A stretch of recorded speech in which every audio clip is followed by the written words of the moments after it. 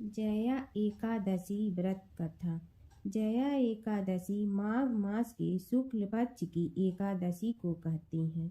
मान्यता है कि इस दिन व्रत करने से व्रतियों को पिशाच योनि से मुक्ति मिलती है। जया एकादशी की व्रत कथा। भगवान कृष्ण ने महाराज युधिष्ठिर को इसके बारे में बताते हुए कहा था कि एक बार इंद्र की सभा में अप्सराएं नृत्य कर रही थी। सभा में प्रसिद्ध गंधर्व पुष्पवंत, उसकी लड़की पुष्पवती तथा चित्रसेन की स्त्री मालिनी और उसका पुत्र माल्यवान भी थे। उस समय पुष्पवती माल्यवान को देखकर मोहित हो गई और काम का भाव उसके मन में जाग गया।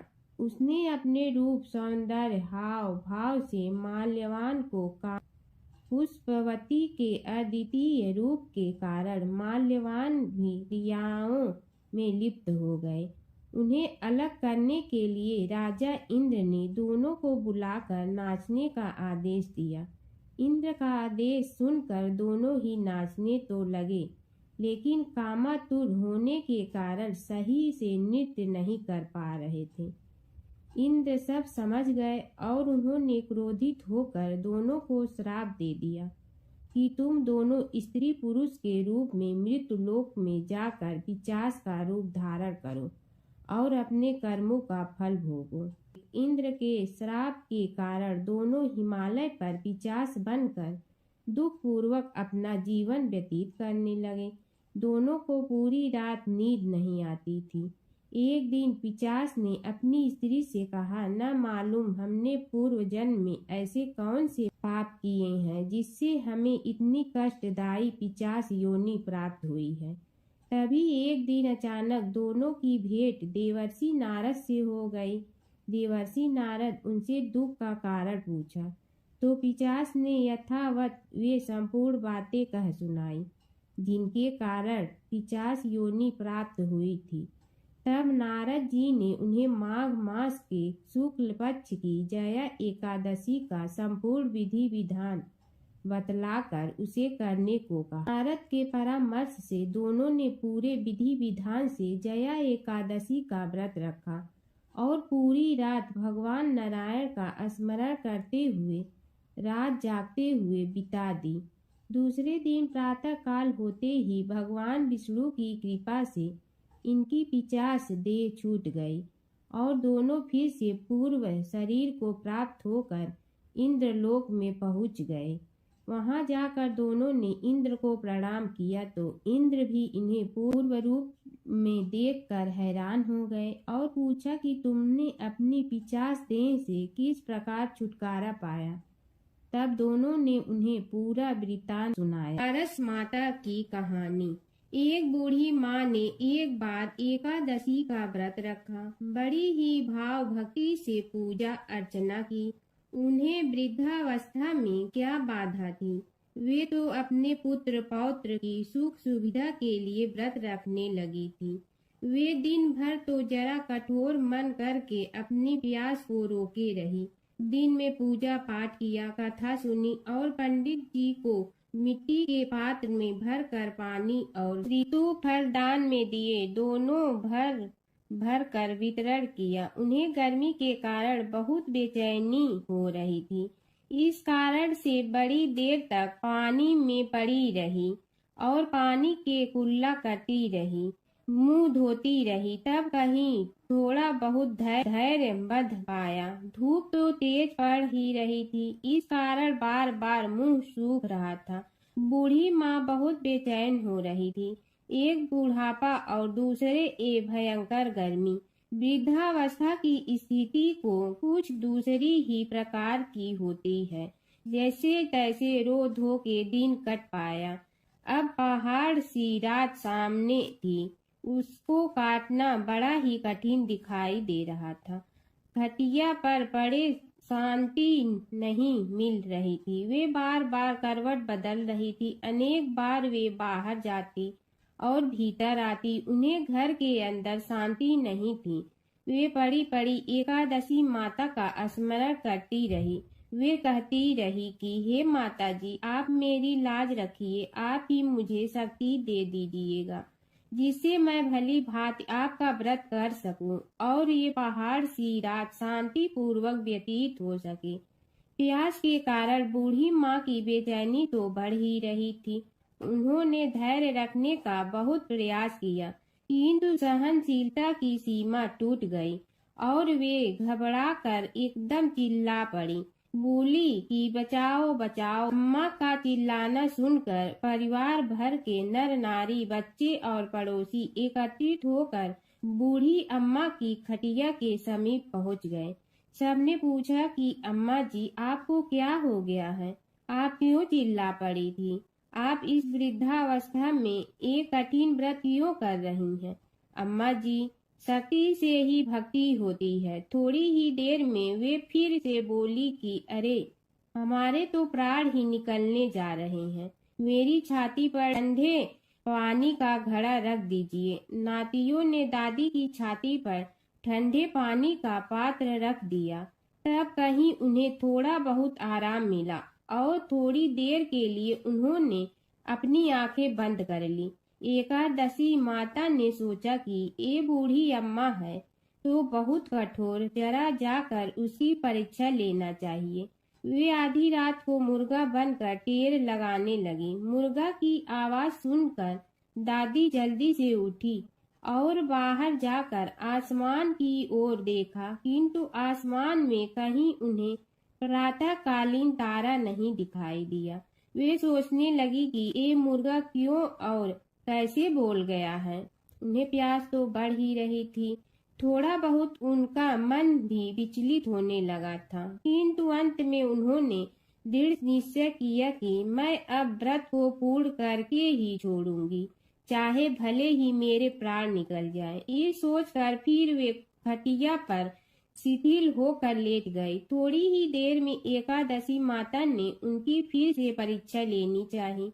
एक छोटी सी बालिका एक गिलास में शरबत लेकर उनके सिरहाने खड़ी हो गई और जोर से बोली कि दादी जी, सवेरा हो गया है, आप हाथ मुंह धोकर शरबत पी लीजिए। पहले तो शरबत का गिलास देखकर उनका मन ललचाने लगा, किंतु अचानक व्रत का स्मरण हो आया और उन्होंने सोचा कि मैं किसी भी प्रकार से अभी शरबत नहीं पी सकती हूँ, और वे शांति पूर्वक अपनी घटिया पर लेट गई। फिर थोड़ी ही देर में उन्हें ऐसा लगा कि जैसे किसी ने उन्हें पानी के कुएं में पटक दिया हो। वे बड़ी देर तक उस कुएं में हाथ पांव चलाती रही, किंतु उन्होंने अपने मुंह में पानी की एक बूंद भी नहीं जाने दी और वे दृढ़ता पूर्वक अपना व्रत पालती रही। थोड़ी ही देर में न जाने कहां से सामने आग जलने लगी, जिससे भारी गर्मी पड़ने लगी। प्यास के कारण प्राण निकलने लगे, किंतु बूढ़ी अम्मा का कुछ भी नहीं बिगड़ पाया। वे जहां की तहां मुस्कुराती हुई बैठी रही। थोड़ी ही देर में बाहर प्रकाश दिखाई देने लगा। ऐसा लगा कि जैसे सवेरा हो गया हो। बूढ़ी अम्मा ने जब बाहर निकल कर देखा तो समझ गई कि अभी सवेरा होने में 3-4 घंटे की देरी है। यह जानकर वे शांति पूर्वक इधर उधर घूमने फिरने लगी। एकादशी माता ये बात अच्छी तरह से समझ गई कि ये बूढ़ी अम्मा किसी भी प्रकार से अपने व्रत से नहीं टल सकती है। वे उनके सत्य व्रत को अच्छी तरह से समझ गई। सवेरा होते ही बूढ़ी माँ ने स्नान किया, भगवान का पूजन पाठ किया, एकादशी माता की कथा सुनी, ब्राह्मणों को दक्षिणा देकर भोजन कराया। तब कहीं उन्होंने जल ग्रहण किया। कन्याओं को भोजन कराने के बाद अम्मा ने भोजन किया। उस श्रेष्ठ व्रत के प्रताप से बूढ़ी अम्मा की आयु में वृद्धि हो गई। उनका घर परिवार हरा भरा हो गया। घर में अब उनके कोई अभाव नहीं रहता। वे हर तरह के सुख साधनों से संपन्न हो गई। नाती नतीनों से उनका घर भर गया और वे उसी दिन से 12 महीने की एकादशी का व्रत करने लगी। एकादशी माता के व्रत के प्रताप से इस संसार में हर प्रकार के सुख भोग कर अंत में वैकुंठ धाम को चली गई। ऐसा है तुरंत फल देने वाला एकादशी माता का व्रत। एक समय की बात है, एक निर्धन ब्राह्मण था। वह बहुत ही गरीब था, लेकिन मन से श्रद्धालु था। माघ मास आने पर उसने किसी से सुना कि माघ मास में प्रातः काल पवित्र नदी में स्नान करने से सारे पाप नष्ट हो जाते हैं और भगवान विष्णु की विशेष कृपा प्राप्त होती है। उस ब्राह्मण के पास न तो गर्म वस्त्र थे, न ही अच्छे भोजन की व्यवस्था। फिर भी वह प्रतिदिन ठंड में नदी स्नान करता और भगवान विष्णु का ध्यान करता। वह न तो दिखावे के लिए व्रत करता था और न ही किसी से कुछ मांगता था। एक दिन भगवान विष्णु वृद्ध ब्राह्मण के वेश में उसके पास आए और उसकी परीक्षा ली। ब्राह्मण ने अपने थोड़े से भोजन में से भी उन्हें प्रसाद स्वरूप दे दिया। उसकी निस्वार्थ भक्ति और माघ मास के नियमों से प्रसन्न होकर भगवान विष्णु ने उसे दर्शन दिए। भगवान ने कहा, हे ब्राह्मण, माघ मास में श्रद्धा से किया गया स्नान, दान और भक्ति कभी व्यर्थ नहीं जाती। इसके बाद ब्राह्मण के सारे कष्ट दूर हो गए और अंत में उसे विष्णु लोक की प्राप्ति हुई। व्रत कथा के साथ पढ़ी और सुनी जाने वाली लपसी तपसी की यह कहानी।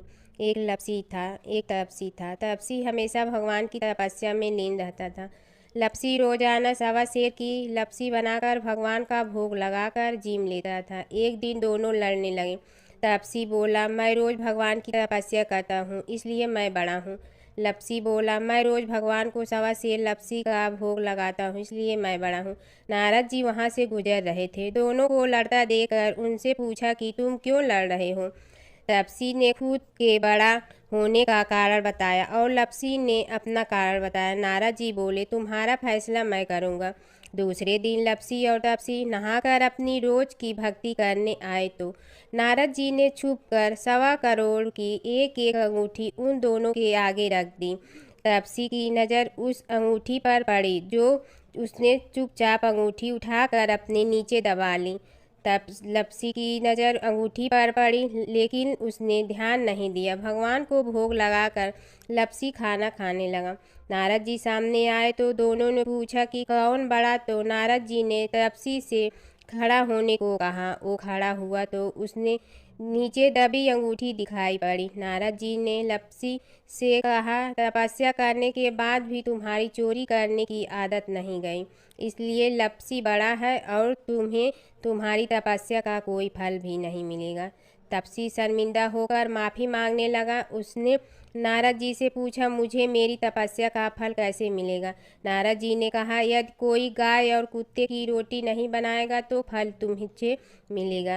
यदि कोई ब्राह्मण को भोजन करवा कर दक्षिणा नहीं देगा तो फल तुम्हें मिलेगा। यदि कोई साड़ी के साथ ब्लाउज नहीं देगा तो फल तुझे मिलेगा। यदि कोई दिए से दिया जलाएगा तो फल तुम्हें मिलेगा। यदि कोई सारी कहानी सुने लेकिन तुम्हारी कहानी नहीं सुने तो फल तुझे मिलेगा। उसी दिन से हर व्रत कथा कहानी के साथ लपसी तपसी की कहानी भी सुनी और कही जाती है।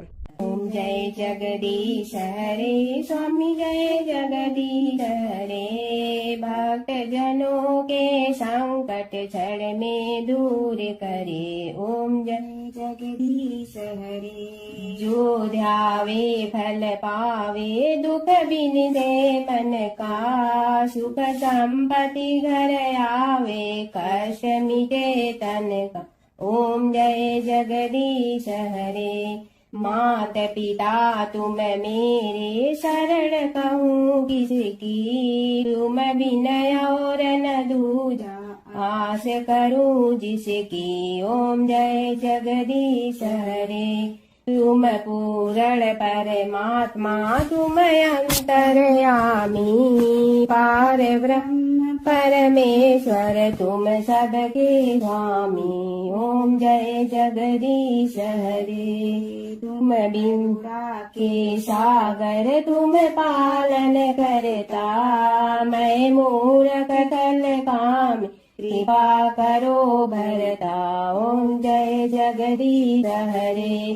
तुम हो ये कया गोचर, सबके प्राणपति। किस विधि मिलूं दया में तुमको मैं कुमति ओम जय जगदीश हरे। दीन बंधु दुख हरता तुम राधक मेरे, अपने हाथ उठाओ द्वार पड़ा तेरे। ओम जय जगदीश हरे। विषय विकार मिटा पाप हरो देवा, श्रद्धा भक्ति बढ़ा संतन की सेवा। ओम जय जगदीश हरे। तन मन धन सब तेरा, स्वामी सब कुछ है तेरा। तेरा तुझको अर्पण क्या लागे मेरा। ओम जय जगदीश हरे। जय जगदीश हरे स्वामी जय जगदीश हरे। भक्त जनों के संकट चढ़ने दूर करे। ओम जय जगदीश हरे स्वामी जय जगदीश हरे।